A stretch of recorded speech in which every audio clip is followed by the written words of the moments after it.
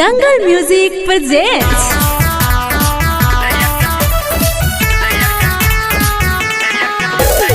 Music director विकास राज।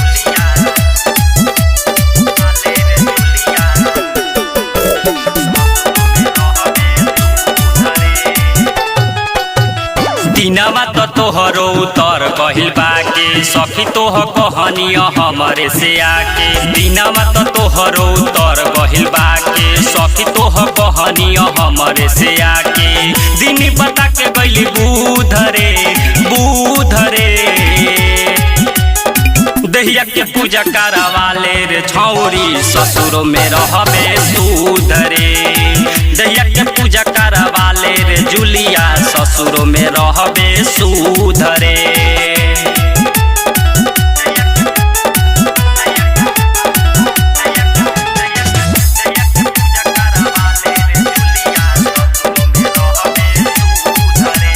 हमरो काहे ले गइली दिल रे दोसरे चलावे जाता रे मिल रे।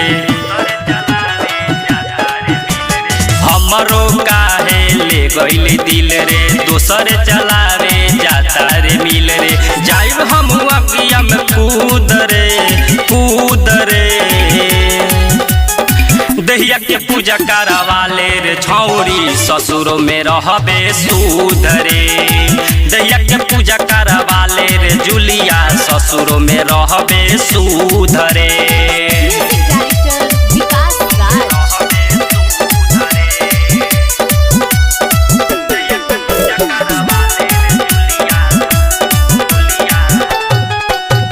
राइटर श्याम बारन कृष्ण के चेला शिवोद विनोद कहे खालन केला।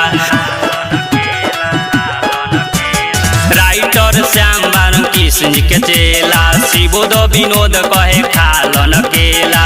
मुकेश होई नहीं उधरे उधरे। दहिया के पूजा करावाले रे छौरी ससुरो में रहबे सुधरे।